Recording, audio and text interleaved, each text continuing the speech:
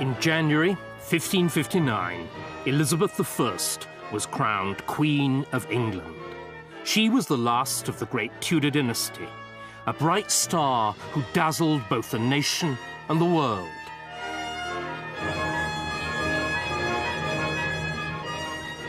The achievement of most stars fades quickly, but Elizabeth has lasted for nearly 4 centuries, and it's easy to see why. She reigned for 45 tumultuous years. Her ships defeated the Spanish Armada and sailed round the globe. In her time, Shakespeare wrote plays and Spenser wrote poems. English noblemen and foreign princes wooed her, but she, the Virgin Queen, made love to that loyalist of audiences, the English people. Elizabeth was one of the daughters of King Henry VIII. But the right of women to succeed to the throne was still in doubt, and her path there would be perilous. Her father would kill her mother, and she would be disinherited. Her sister would imprison her in the Tower and threaten her with execution. Men would love her for her royal status and not for herself.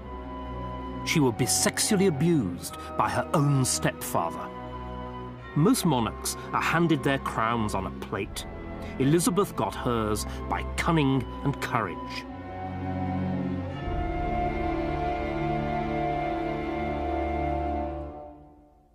Elizabeth's sex was a disappointment to Henry. Astrologers had assured him that the baby to be born in September 1533 would be a boy. He already had one daughter, the 17-year-old Mary. What he wanted was a son and heir. But although Elizabeth was a girl, the magnificent christening planned for the longed-for prince went ahead. Every detail had been seen to, down to the brazier to warm the water in the font. She was even proclaimed princess, the title of the heir to the throne. Elizabeth ego te baptizo in nomine Patris et Filii et Spiritus Sancti. Amen. According to the French ambassador, the whole occasion was so perfect that nothing was lacking. Actually, things were far from perfect at Elizabeth's baptism, because Elizabeth was the child of a second marriage, and Henry's second marriage, like many second marriages today, aroused very strong feelings. For instance, the imperial ambassador refused point blank to attend the baptism. He even refused to recognize Anne Boleyn, Elizabeth's mother, as Henry's wife. Instead, he sneeringly referred to her as the whore. And as for little Elizabeth, she was the bastard. Even one of the officiating clergy, when he was asked, had the baby been baptized in hot water or in cold, replied, hot, but not hot enough. Henry divorced his first wife, Catherine of Aragon, because she had not given him a son. But now her replacement, Anne Boleyn, was having her own gynecological problems. After 2 miscarriages, she finally had a baby boy, but it was stillborn. Anne had failed in her principal duty as royal breeding machine. Meanwhile, Henry had fallen in love with another woman, Jane Seymour. For Anne, the end came with terrifying swiftness. She was accused of multiple adultery with 4 of the gentlemen of the king's chamber and of incest with her own brother. All of the accused were found guilty, and Anne herself was executed here on Tower Green on the 19th of May, 1536. Henry showed a single gesture of mercy towards the woman that he'd once loved so much, and her head was removed at a single stroke with a sword, rather than being hacked off with the axe.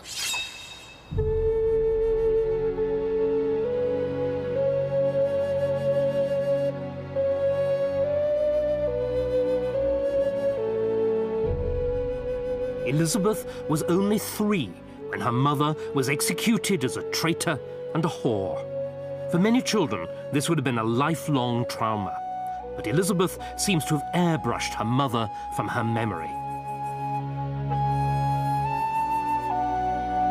It was to be Henry who filled her world.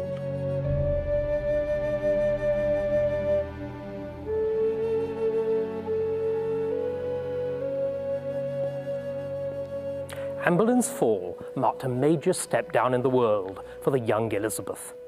Her parents' marriage was declared null and void. She was now illegitimate and unable to inherit the throne. So, instead of the right high and mighty princess, the Lady Elizabeth, inheritrix of the crown of England, she became the Lady Elizabeth, the king's second bastard daughter. Elizabeth's sudden loss of status threw the little court where she had been brought up into confusion. Even her governess, Lady Bryan, didn't know what to do and wrote to the king's minister, Thomas Cromwell, for guidance. How should the little girl be treated? By the way, could she please have some more clothes? She'd outgrown absolutely everything she had. But above all, where should she eat? Was she old enough to eat here in the great hall, served on the dais? Or should she continue to eat in her chamber, where it would be easier to keep her away from the rich foods that were so bad for her teeth and her digestion? Whatever her status, no one could forget that Elizabeth was Anne Boleyn's daughter. And it was in order to marry Anne that Henry had broken away from Rome and made himself head of the church in England. It was a revolution, and one of its victims was the monasteries. They were amongst the greatest English landowners. Their assets were seized and their buildings dismantled. One of them was Glastonbury Abbey, then the largest church in England.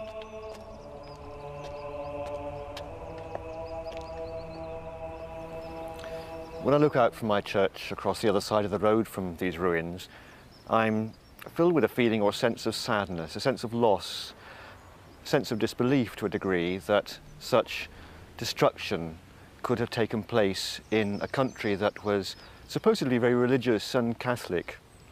This abbey here was a place of pilgrimage.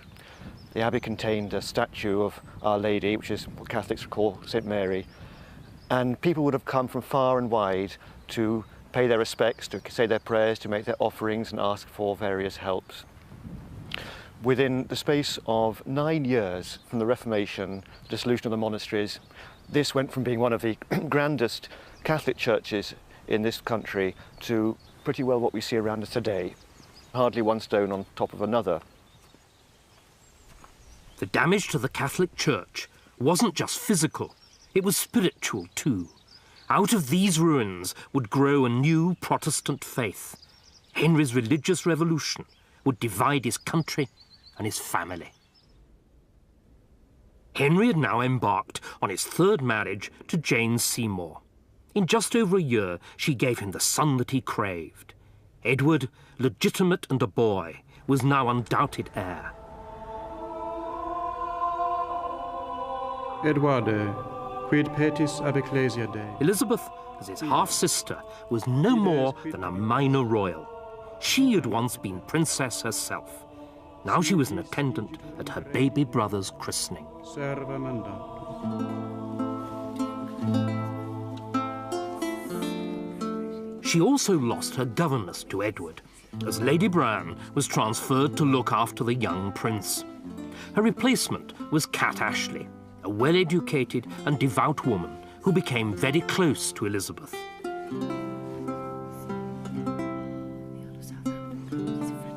Her father, on the other hand, scarcely saw her.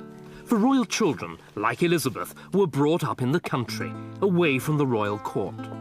There, Henry communicated with her by messenger. In December 1539, he sent Sir Thomas Wriothesley to convey his Christmas greetings. She gave humble thanks, inquiring again of His Majesty's welfare, and that with as great a gravity as if she'd been 40 years old.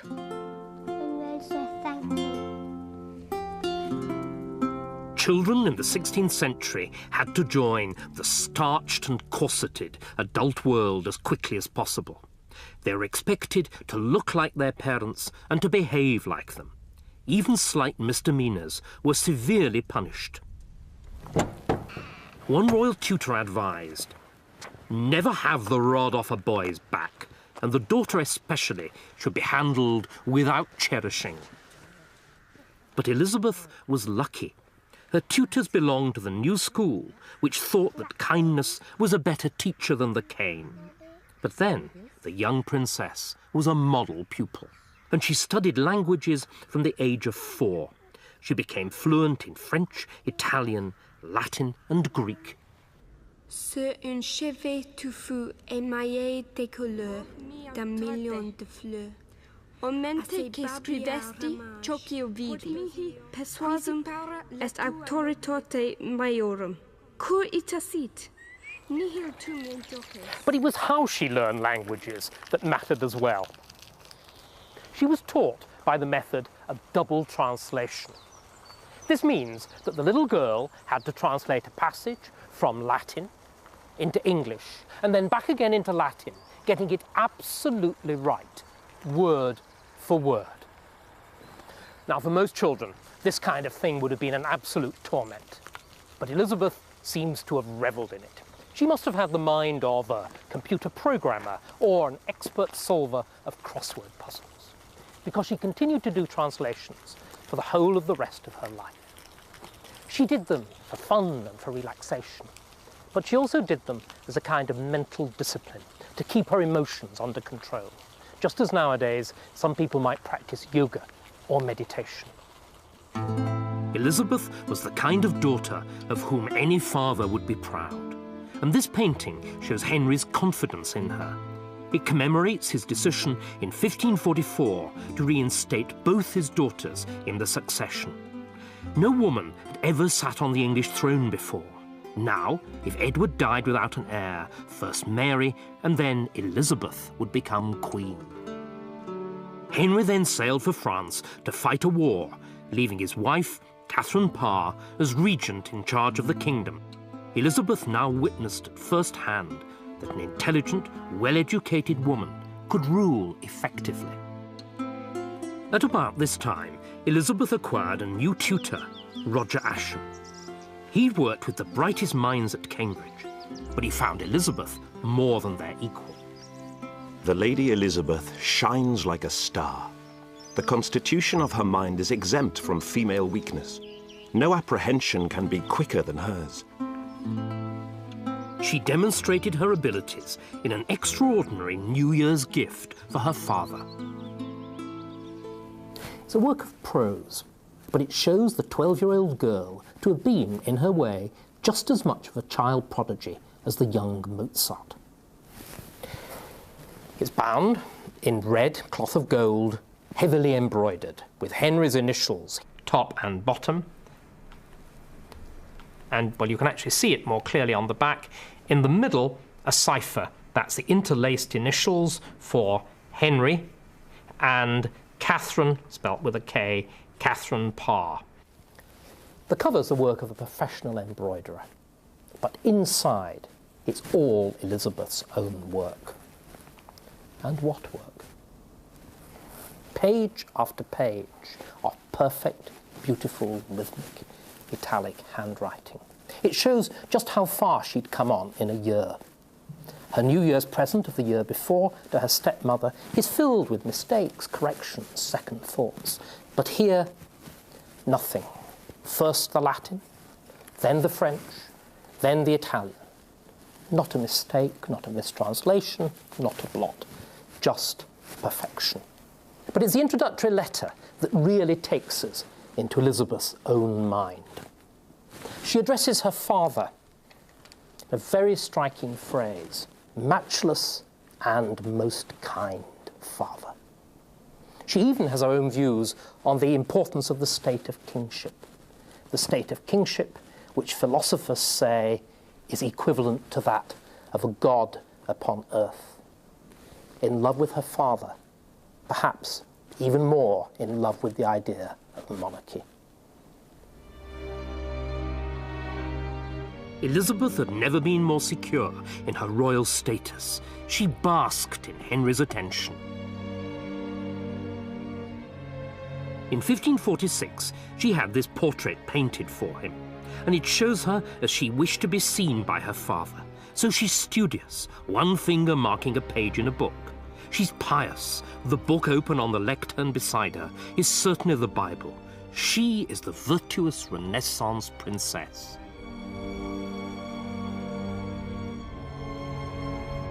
But this tranquility could not last. Henry, her father, was dying. At 13, Elizabeth was about to lose the giant of a father whom she revered. The next decade would be the most threatening period of her life. Christmas 1546 was a gloomy one at court. For a long time, the king had suffered from an old jousting injury to his leg, which had turned into a chronic ulcer. Pus would build up, causing the leg to swell. The pain was intense. On the 30th of December, Henry completed his will, and then the descent was swift. As Henry lay dying in his bedchamber, outside, in the long gallery, Edward Seymour, Prince Edward's uncle, was pacing up and down with his advisors. They were plotting the takeover of power in the new reign. Towards 2 o'clock in the morning, Henry died, clutching the hands of Archbishop Cranmer, Elizabeth's godfather. To make sure that there was a smooth transfer of power, Henry's death was kept secret for 3 full days.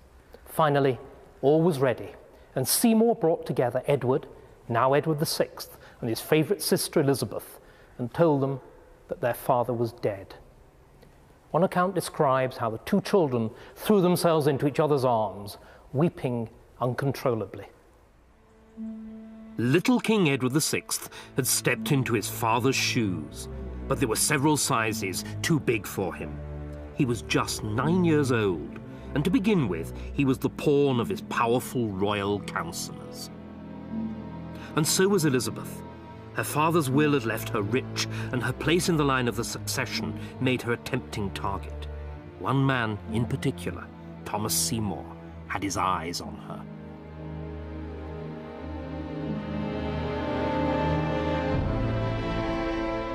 The Seymour brothers, as uncles to the young king, were the most powerful family in the land. Thomas, the younger brother, was bitterly jealous of his elder brother Edward, because Edward had made himself Duke of Somerset and Lord Protector. Edward built Berry Pomeroy Castle in Devon, and it's still owned by his descendant, John Seymour. Thomas, I think, was a wonderfully flamboyant and colourful character. Like his brother, he was very ambitious, and he took the most of the opportunities that were presented to him. He was headstrong, I think. He probably didn't think a great deal about what was going to happen as a result of his actions, but he was undoubtedly out to favour himself and make the most of his opportunities in his life, which he did. Thomas plotted his advancement to power from his base at Sudeley Castle in Gloucestershire. His first idea was to marry one of Henry VIII's daughters. Either Mary or Elizabeth would have done. But the council vetoed that idea. So Seymour went for the next best thing and proposed to Henry's widow, Catherine Parr. Catherine had already been passionately in love with him even before she married Henry, so she accepted him like a shot. Elizabeth was living with Catherine, so this meant that Seymour wasn't only her stepfather, he was also her guardian. It was a position of trust, which he abused shockingly.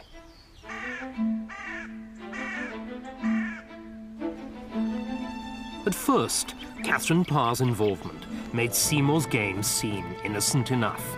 Elizabeth found Seymour an intriguing playmate. He was 40, and she was just 14.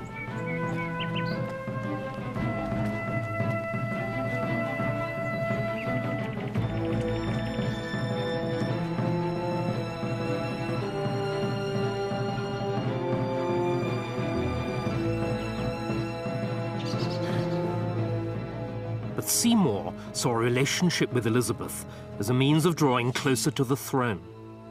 His game grew darker.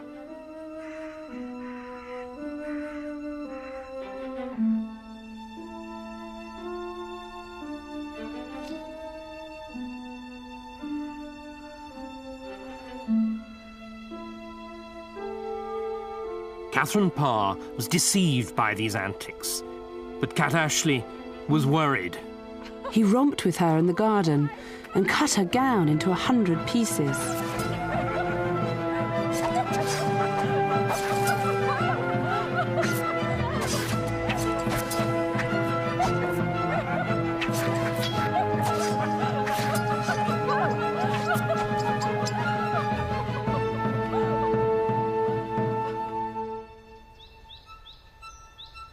Seymour now got hold of the key to Elizabeth's bedroom. He would come into her room, partly dressed, early in the morning. Sometimes he would tickle her and slap her buttocks.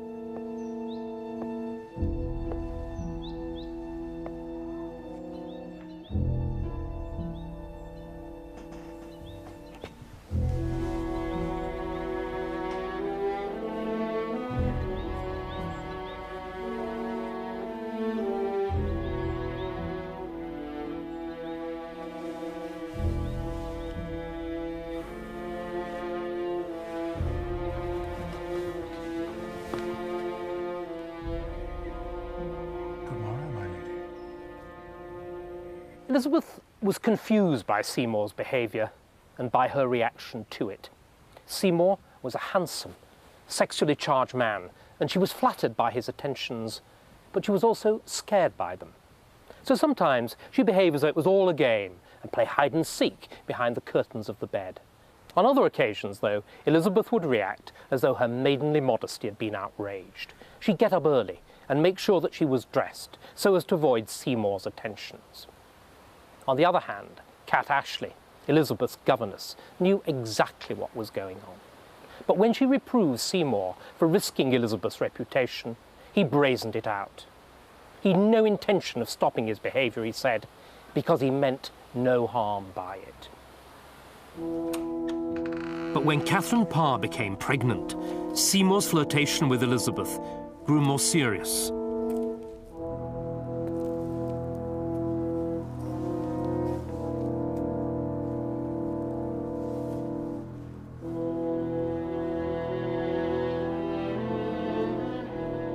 At first, Catherine could not believe what was happening.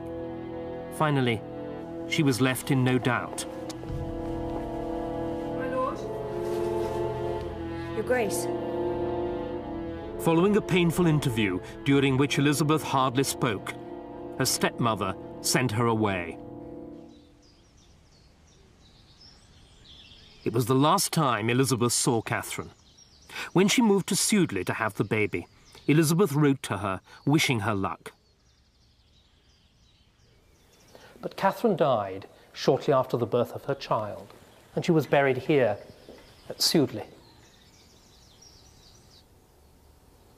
In her final delirium, all her fears and jealousies about Seymour's behaviour had revived, and with very good reason, because Seymour soon renewed his suit to marry Elizabeth, and this time he had the powerful backing of Cat Ashley. Elizabeth herself, too, was enthusiastic, but she'd the good sense to say firmly that she wouldn't consider the marriage without the backing of the council. Seymour, for his part, hot-headed and impetuous as usual, was too impatient to wait. Thomas was becoming more and more keen to attain some personal power and to further his career. And one way of doing this was to get Edward, the king, the young king, completely on his side. And I think he decided that he was going to actually abduct the king. And as he lived in a neighbouring apartment, it was very easy for him to have conversations and meetings with the young king. And how it happened, I don't think is really clear, but we do know that he was found in the king's apartment with a sword in his hand. the spaniel, one of the many spaniels I think that the young king had, started to bark, and I suppose in desperation Thomas ran it through with his sword, and there was a great kerfuffle and noise, and people burst in and Thomas was arrested. Seymour was charged with treason. His relationship with Elizabeth made her a suspect too. A team of interrogators descended on Hatfield to discover whether she'd been plotting with him. Her closest confidant, Cat Ashley, was arrested and taken to the Tower. Under threat of torture, she described the scandalous events of the previous summer. Her evidence was now used word for word against Elizabeth. Another time at Hanworth, he romped with her in the garden. Romped. And cut her gown, being black cloth, into 100 pieces. And when I came and chid Lady Elizabeth, she assured me she could not strive withal, for the Queen held her, while the Lord Admiral cut the dress. The Queen, suspecting the often access of the Admiral to the Lady Elizabeth, came suddenly upon them, where they were all alone, he having her in his arms. Despite the evidence, Elizabeth refused to admit any wrongdoing. Then a rumour began that she was pregnant by Seymour. She complained bitterly to Somerset. Master Tyrwhitt and others have told me that there goeth rumours abroad that I am in the Tower, and with child by my Lord Admiral. These are shameful slanders. I shall most heartily desire, your lordship, that I may come to the court, that I may show myself as I am.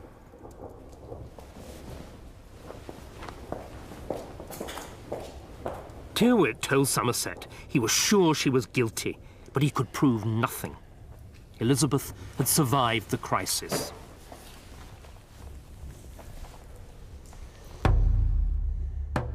But Seymour's guilt was clear. In March 1549, Somerset signed his brother's death warrant, and Seymour was beheaded on Tower Hill. Elizabeth's brush with Thomas Seymour marked a turning point in her young life. It was a brutal initiation into the world of adult politics and adult sexuality.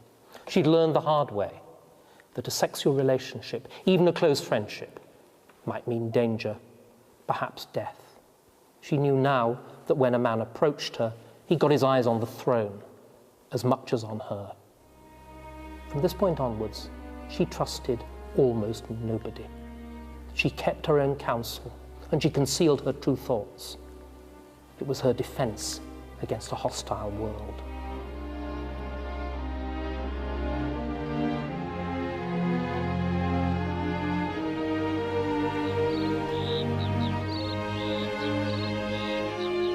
Elizabeth was left alone in the peaceful solitude of Hatfield. Here, she continued her studies. She also indulged a passion for riding and hunting.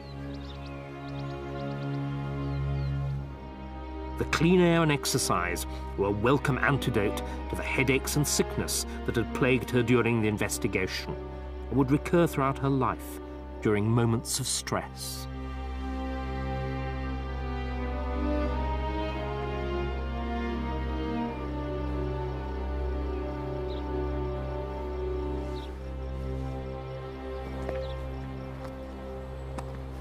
At about this time, Elizabeth's French tutor, John Belmain, gave her as a present his translation of St. Basil's Epistle to St. Gregory on the virtues of the single life.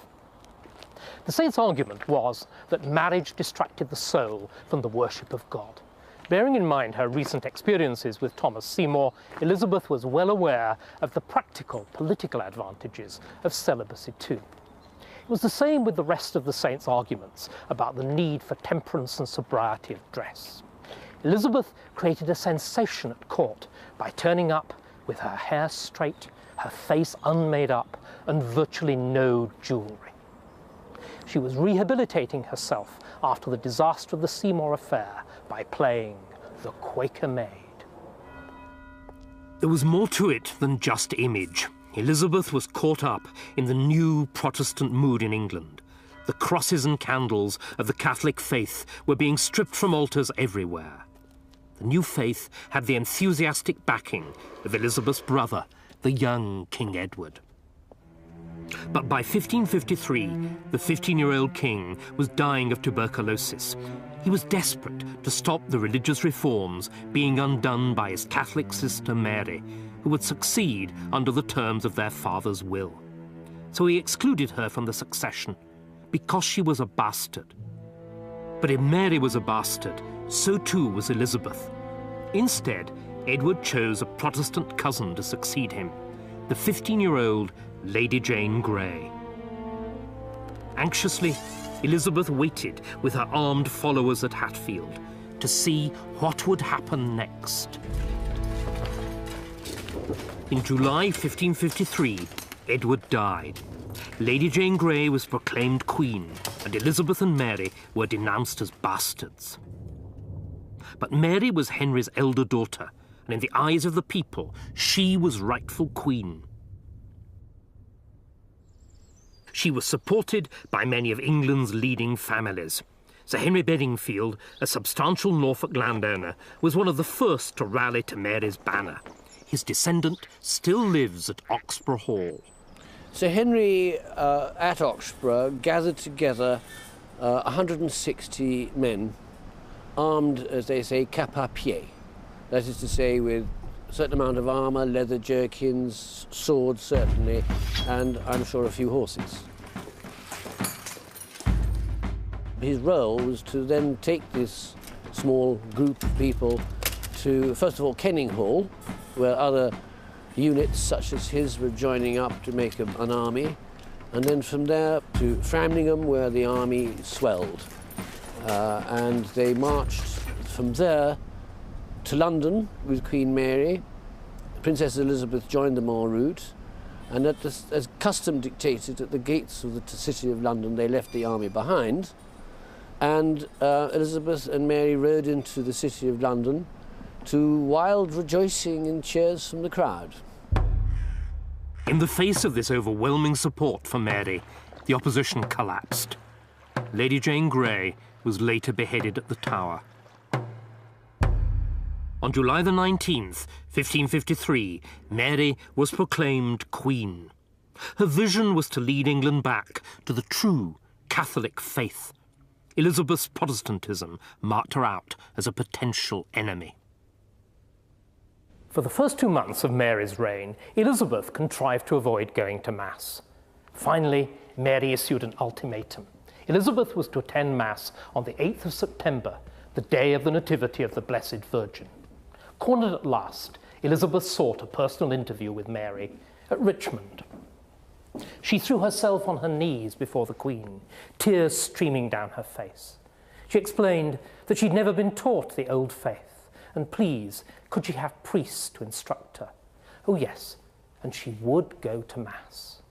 But on the morning, she developed a diplomatic chill and rather spoiled the solemnity of the occasion by complaining loudly of a bad stomachache. Neither Mary nor anyone else was deceived. Well, Mary and Elizabeth had quite different attitudes to their respective religions. Mary, of the old religion, would have had a slightly mechanistic expression of her religion. Not that she wasn't devout and spiritual and prayerful, I'm sure she was all those things, but her religion involved doing things, pilgrimages, saying the rosary, going places, making signs of the cross, and so on. For Elizabeth, those things didn't feature at all in her faith. People of the new religion would have been much more Bible-based and would have interpreted the Bible in the light of their own reason and understanding, rather than relying on an authority from Rome telling them what the Bible actually meant. Mary now tried to guarantee the Catholic future of England by marrying King Philip of Spain. But Mary's passionate love for a foreign prince was deeply unpopular, and Philip's envoys were pelted with snowballs. Mary brushed aside the protests. Elizabeth now became a figurehead for Mary's opponents. Early in 1554, she received a letter from a gentleman called Sir Thomas Wyatt.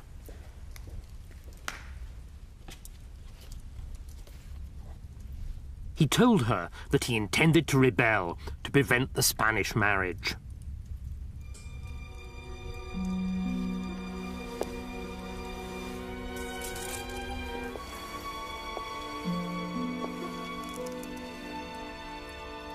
Elizabeth didn't reply in writing. Instead, she told Wyatt's messenger, with careful ambiguity, that she would do as God would direct her. Within days, Wyatt had raised an army of 7,000 men in the southeast and marched on London.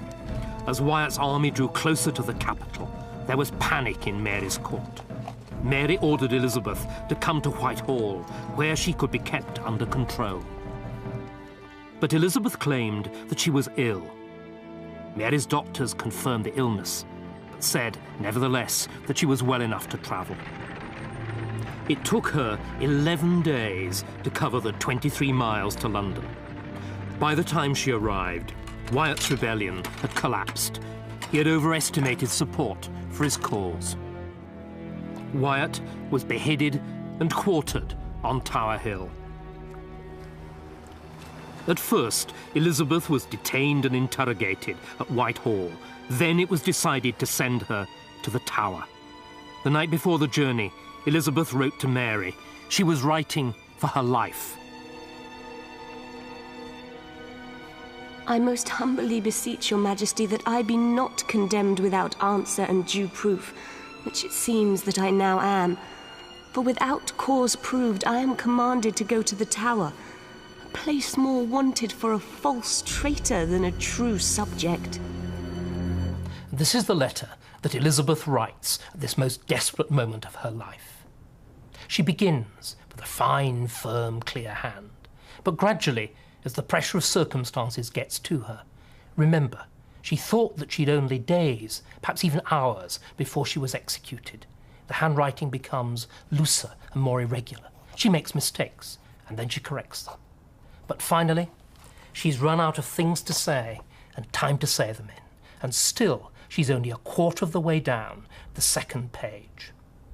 Then, as a primitive security device to stop anybody forging her handwriting and making incriminating additions to the letter, she draws long diagonal strokes that almost fill up the page. They leave just space at the very bottom for a postscript. I humbly crave but only one word with yourself. It summarizes the entire letter. And then, at the right, she signs off. Your Highness's most faithful subject from the beginning, and shall be to my end. Elizabeth's letter was a long one, deliberately so, because by the time she had finished, the tide was too high for a boat to be able to make the journey safely to the Tower. She'd bought herself a few precious hours, but to no avail. Mary didn't even deign to reply. Early the next morning, Elizabeth was rowed up the river to the Tower.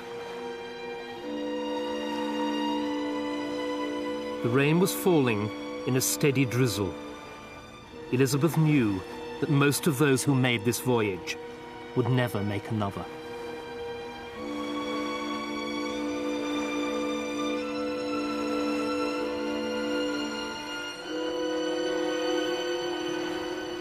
When Elizabeth landed, the river was very high and the steps were very slippery. She found it difficult to keep her feet. She found it even more difficult to control her terror. I never thought to come here a prisoner. I beseech you all, my friends and fellows, bear witness that I come here no traitor, but as true a subject to the Queen's Majesty as any now alive. At the top of the steps stood the soldiers. They were there to guard her. Instead, they fell on their knees, crying, "God save your grace."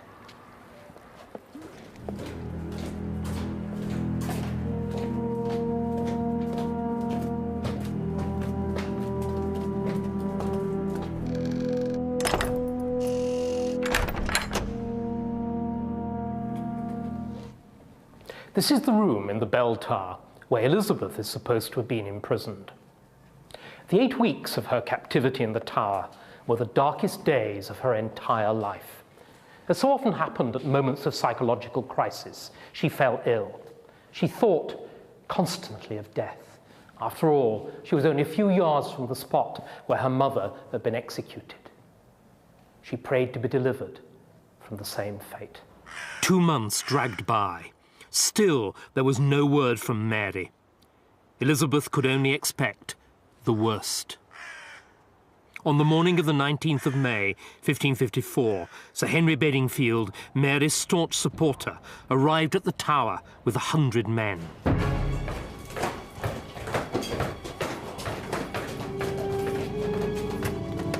Elizabeth believed that she was about to die, and from Mary's point of view, she deserved to. Mary knew that she had been involved in the Wyatt plot, but Elizabeth had cleverly covered her tracks. Without positive proof, Mary couldn't risk executing the heir to the throne. Bedingfield took Elizabeth to Woodstock Palace, near Oxford.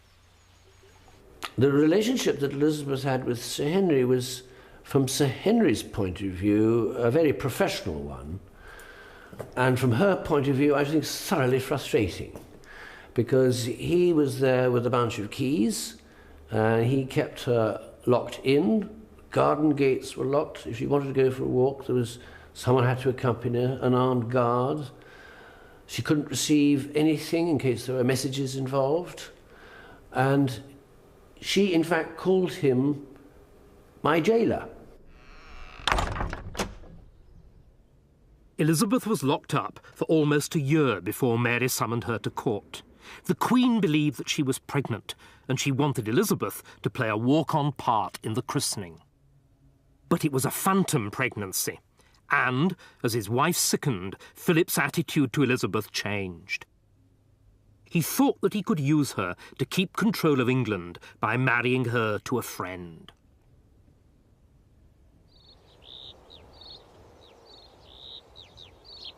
In the autumn of 1555, Elizabeth got Mary's permission to leave court and to come here to the peace and security of her country estate at Hatfield.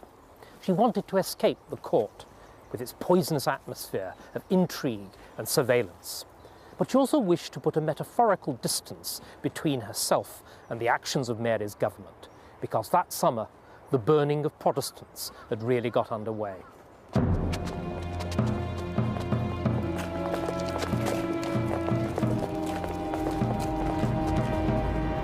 More than 300 people met this horrible death during Mary's reign. A few were lucky. Kind executioners would tie bags of gunpowder to their legs to finish them off quickly. Most roasted alive. Every death created a martyr for the Protestant cause. Making England Catholic wasn't going to be easy.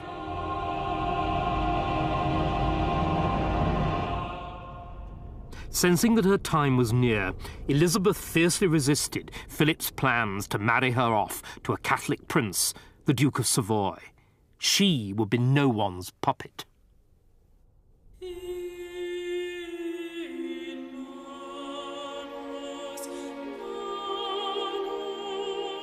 Mary was dying, but still she resisted naming Elizabeth as her successor.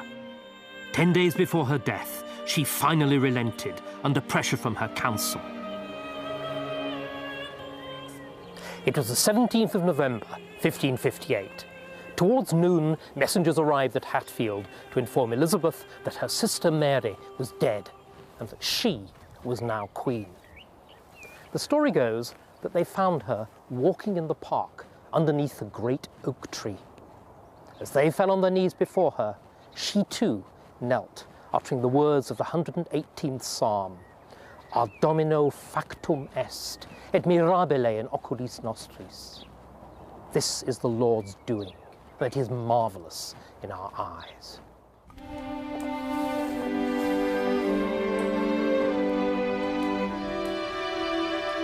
The Spanish ambassador, de Feria, told Elizabeth she owed her throne not to the Lord, but to King Philip. Elizabeth would have none of it. She is a very vain and clever woman. She puts great store by all the people who put her in her present position, and she will not acknowledge that your majesty or the nobility of the realm had any part in it. She is determined to be governed by no one. On Wednesday, the 23rd of November, Elizabeth rode through these great gates of the Charterhouse in London to take possession of her capital. Her journey from Hatfield had turned into a triumphal progress. She was accompanied with a great train of 1,000 lords, ladies, and gentlemen, and vast cheering crowds greeted her arrival. Elizabeth consulted the astrologer Dr. John Dee before choosing Sunday, the 15th of January 1559, for her coronation. The Queen walked along lengths of blue cloth from Westminster Hall to the entrance to Westminster Abbey. The crowds behind her fell on the cloth, cutting off pieces as souvenirs.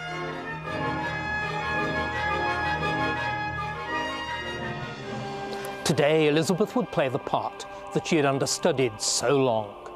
And in what a setting.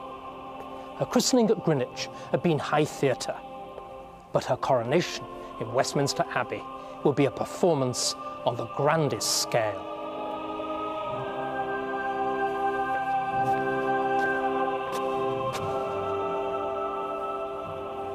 First, Elizabeth was acclaimed by the people and swore the oath.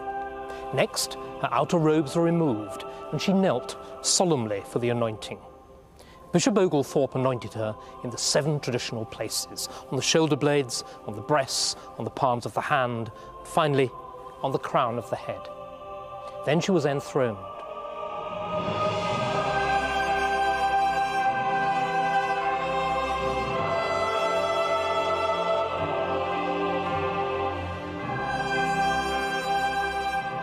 Successively, 3 different crowns were put on her head, and on her 4th finger, a ring as a symbol of the mystical marriage between Elizabeth and her kingdom.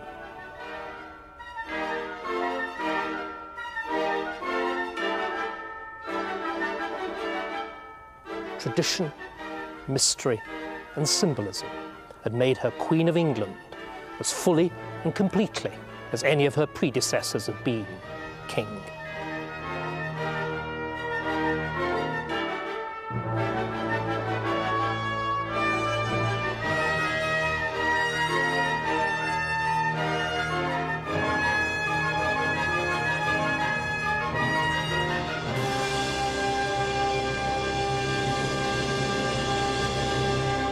Elizabeth at last wore the crown. Now came the difficult bit. She to show that she could grasp the reality of power and govern a divided country. And to do that, she to disprove 2 widespread assumptions: that no monarch could ever match the achievement of her father, and that no woman could ever make an effective ruler.